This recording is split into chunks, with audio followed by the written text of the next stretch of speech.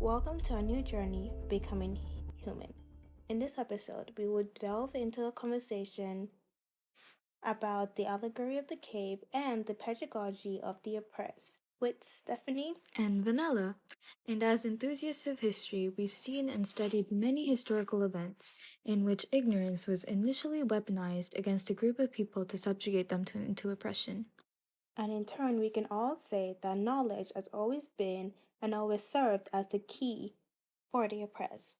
And as we look at the patterns in which history has provided time over time, it is evident that we see that education and knowledge has been the constant spark for many revolutionary movements throughout our time. Yes, and so I'm excited to explore and go into depth about how knowledge and literacy, and specifically education based on dialogue, empowers the oppressed and leads to the transformation of society. But first, I know that the ones tuning in are ready to hear our essential question for today. And that is, how do oppressors continue the cycle of oppression and submerge the oppressed? And also, how can the oppressed break free from their control? And so, Stephenie, is your analyzing teapot ready today? Vennela, it's hot and I'm ready to spill it. That's what I like to hear. I think we should first begin to address what oppression is and how dehumanization is the instrument of it. Oppression, as Freire writes it, quoting, any situation in which A objectively exploits B or hinders the pursuit of self-affirmation as a responsible person. End quote. And dehumanization is characterized as those whose humanity has been stolen. And this process is almost always conducted through the weaponization of language, especially in the form of euphemisms that alienate the oppressed. And these terms are very hurtful. They're called savage or subservient. This technique that the oppressors used is to make sure to continue the dehumanizing language to the oppressed. Would you agree, Vennela? Yes, I do. I feel like it ultimately invalidates and suppresses the voices of the oppressed by painting them as those deserving of oppression, and this ultimately also justifies the products of dehumanization, which are namely exploitation, violence, and injustice. Wait, Vennela, this is really reminding me of something I remember in the past, like the allegory of the cave by Plato. Wow, this actually takes me back to the years I remember reading in my AP Lang class. It was like an illustration of our journey from arrogance to enlightenment. In a way, the process of dehumanization relates back to the shackle that subjects the prisoners in the allegory of the cave. The shackle, actually, to me, I feel like it symbolizes the limitations which are similar to the ones that pulls the oppressed away from the truth that makes them see that they're not fully human as well. Indeed, I believe the oppressors plant seeds of what becomes a fatalistic mentality in the minds of the oppressed. It almost like confines them into a chamber of ignorance in which they believe that suffering is inevitable or predetermined since it's the only way of living they've known. So, are you saying that you would define this ignorance in this context? I would say the definition of it is always followed by the connotation that ignorance is chosen and is a refusal and rejection of knowledge. But how can that be the case when knowledge isn't accessible? Let I know it's something that the oppressed who have been chained to this oppressor's version of truth have a choice to even reject it. Exactly. I'd say it's more aligned with what Stuart Firestein said in his TED Talk, that this ignorance, quote, comes from a communal gap in knowledge. End quote. The oppressed are denied their human right to knowledge and therefore live in forced ignorance, something artificial in the sense that it's not natural. And if I'm getting this right in your train of thought, you're thinking, and I believe you're suggesting even, that it is because the oppressed have been reduced to objects. And this artificial ignorance creates the illusion that the oppressed are inherently inferior to the oppressors. This internalization of the oppressor's ideologies is what Freire calls false consciousness. But for now, what is the source of false consciousness? Well, I think the source of false consciousness is the oppressor's intentional imposition of fatalism, which is the belief that all things are predetermined and therefore unchangeable, and paints the suffering of the oppressed as their fault, just as they use language to make people believe they're deserving of it. I see what you're doing. I feel like you and Farah really emphasizes that oppressors see everything as an object of its domination. Because to be human is to have to the oppressors, like it says, right? Right. So when they paint this idea that having more is the right Of the oppressor. to gain more, and that it makes them ignore the systematic limitation that prevents the oppressed from being able to achieve the same. Exactly, and rather than this being the oppressor's ignorance, I believe it's intentional because they deem that if others do not have more, it's because they are incompetent and lazy. So when the oppressed adopt these discriminatory attitudes without challenging these preconceived notions about themselves, they house the oppressor within them. Wow, and that actually leads to them creating that fear of freedom. Then it starts to increase conformity into one another, like what happened in the Red Scare, right? Yes, and I believe this distortion of reality paints the oppressors as the model of humanity. So when the oppressed desire to be more human, it only mimics the oppressors. In doing so, the oppressed, quote, instead of striving for liberation, tend to become the oppressors. But really, since we're talking about all of this, I really want to ask you, how do you think this really partakes to this society? I believe that such is evident in the concept of consumerism and the affluent and frankly rather absurd display of wealth that lives within a society conditioned to believe that the only distinction that separates the oppressors from the oppressed is to have. And linking this to the allegory of the cave, this distorted image of reality really parallels to the shadow the prisoners in the cave see on the wall as the truth. Which now makes me have a new understanding. No longer do I believe that of the shadow, but when I think about this in the pedagogy of the oppressed, I see that the shadow is actually the limited view of reality the oppressors guide the oppressed to see by manufacturing narrative. Mm-hmm. And this may be controversial, but I believe some of these narratives surely include the American dream and the myth of meritocracy. And what do you mean when you say that the American dream? What are you talking about? I'm talking about these beliefs that are rooted in the idea that success is achievable through hard work and effort. This would ring true in an equal society, but under an oppressive regime, especially when this is perpetuated by the oppressors, these ideologies fall short when they overlook the structural barriers set in place to prevent the oppressed from becoming fully a human again, since the role of the oppressor is dependent on the existence of the oppressed to stay in power.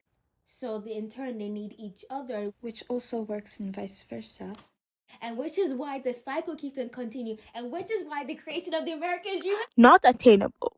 Yes. This violent, biconditional relationship is also what is addressed by this French philosopher by the name of Simone de Beauvoir, who emphasized in her book, The Ethics of Ambiguity, that the oppressors would not be so strong if he did not have accomplices among the oppressed. So this, passive attitude adopted by the oppressed who house their oppressors within them only strengthens the oppressive regimes they are subjugated to when they accept that they're inferior. Because this mentality is what the oppressors need to continue the cycle of oppression. And this is making me think, who's really in power now? Exactly. Who really has the power that is Exactly. said? Because Freire really makes it known to us that just as the oppressed don't have full humanity, the oppressors have none either. Because Exactly. it takes them both for them to have control. Exactly. And if one of them fails to play their part, another cannot exist. See, that's what he emphasizes when he says that this is why only the oppressed can liberate both themselves and the oppressor, because the oppressors lose humanity when they subjugate other people. And this is why when he talks about revolution, he really strives the need for you can't just learn the revolution for yourself and then start teaching. People have to already believe in the revolution. Exactly. People already have to care about it. They have to want to gain their humanity again. And this is exactly what the oppressors are trying to prevent. And which is what Those in oppressive regimes always do. Relating back to the teachers, they try to make education so straight in which all you have to do is learn about a country and know the multiplications of 2 times 2. Yeah. And you're now thinking, does it all matter? Because if education is so rigid and imposing, nobody's really given freedom for learning. Yeah. The education system you're talking about is exactly what Paulo Freire defines, that this is the anti-dialogical system. He calls this the banking model because he says it only mirrors the dynamic of the oppressors and the oppressed, in that the teachers only deposit information into the oppressed, right? Yes. And so when they do that, they don't allow the oppressed to become active participants in Because society. they're not really learning. And that's why we have such a high drop rate. That's why more people are dropping out of school, because nobody's really learning. You give us brackets to learn every day. We sit down a test, we finish it, and we're not really learning. We're not really understanding. Most people don't know the American history because they have never had the opportunity, the freedom to understand why it even matters.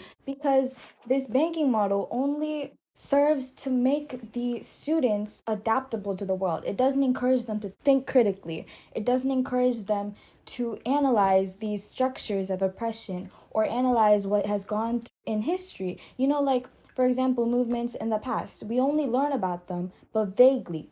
They don't allow us to interact and engage and think about how we can apply those values into our society. They make us passive recipients of knowledge, in the sense that our role as students is to just learn the information to be tested on it, instead of being able to critically engage with it and learn from it.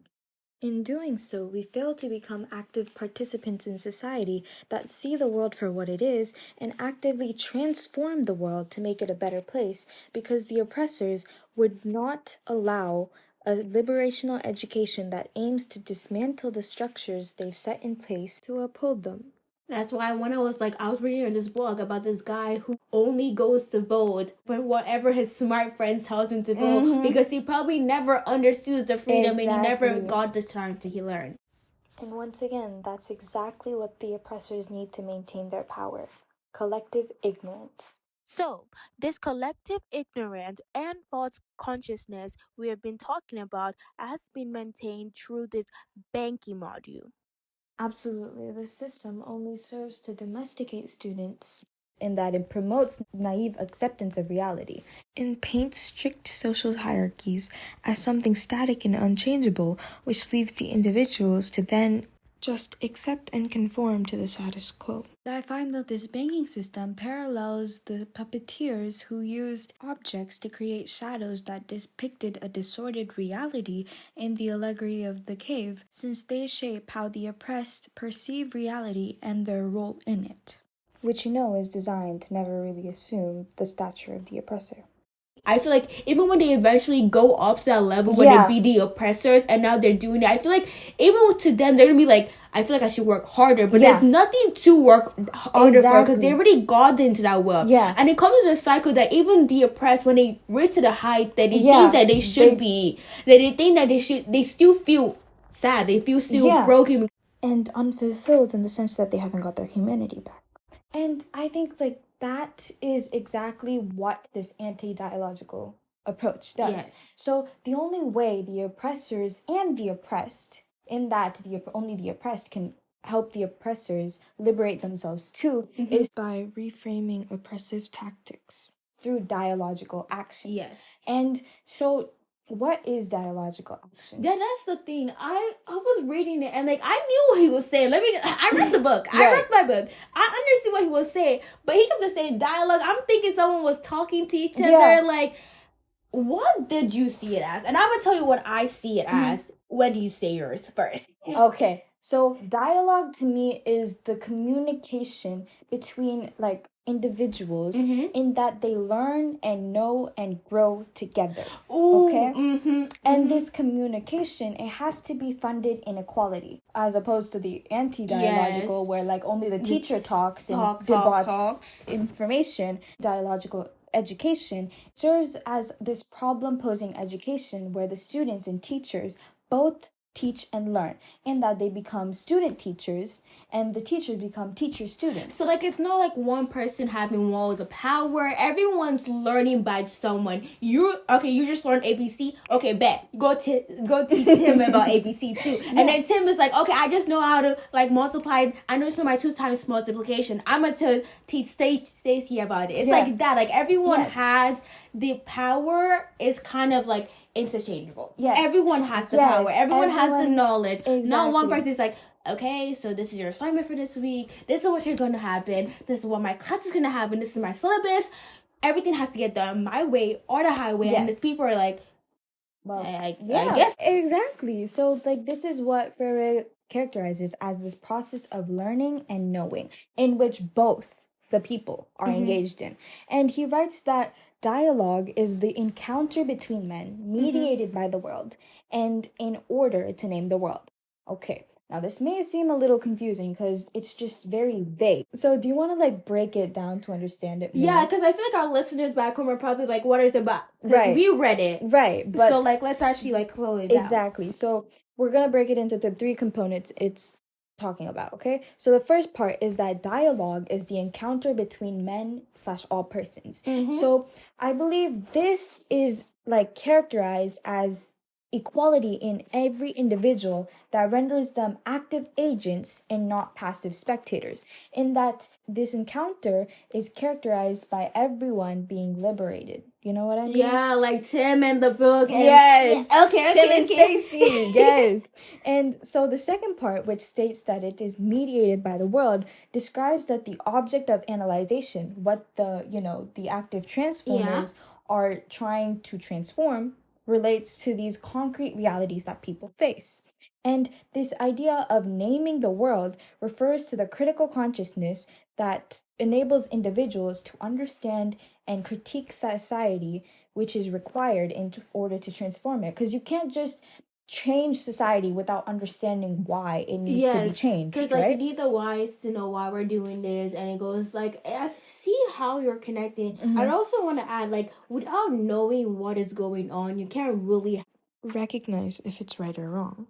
And this parallels the stage when the prisoner is disillusioned to their reality and starts to embark on a journey to escape it. It's not just the knowing that's important in, the act of liberation. It's also through praxis, which is the term he coined, that says that praxis is action and reflection, in which that for liberation to be achieved, it has to be with the unity of both components. Because action without reflection is what? Activism. Yes. Right? And reflection without action is merely verbalism. And these two, as separate entities, cannot bring forth liberation.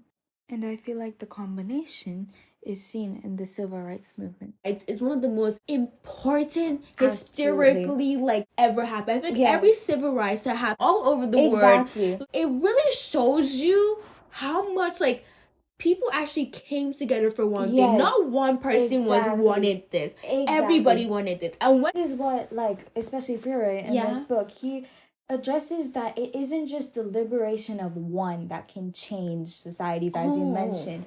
It's collective liberation that helps everyone like help transform society. Because if anyone is left behind, then true liberation has not occurred, because the contradictions between the oppressed and the oppressors are still in place. And that's why it is important for revolutionary leaders to liberate all the oppressed. Yes. No one can be left behind. The problem posing education we were talking about, and the idea of praxis and critical consciousness, which is dialogue, right? This is what I believe is the sun. Leads to the sun. Because it just takes, like, it takes one person to come up and take that leap of faith of wanting to do something new. That leap of faith of change sparks what we know as the revolution. It sparked the essential thing that Ferrers actually believed in. Yeah. And to sum it up, our essential question was that how do oppressors continue the cycle of oppression and submerge the oppressed, and how can the oppressed break free from it? The oppressors continue the cycle of oppression through anti-dialogue and submerge them in this false consciousness by painting them as, the reason why they're oppressed. The oppressed can break from it through dialogue and through the praxis, which involves critical consciousness, thought, and reflection. This involves the liberation of not only one, but of all. Right, Stephenie? Yes, it takes one to start the revolution and all to break it. I just want to say thank you. Thank you. I feel like after seeing this, like, I am so stoked for our next episode. I'm so excited. Guys, we have more to come. And remember, stay human. And thank you for joining us in our journey to become human again. And a big shout out to our brilliant team who worked tirelessly behind the scenes to make this happen. Thank you for joining us. Thank you. This is your co-host, Vennela. And Stephenie. And we'll be signing off. See you in the next one.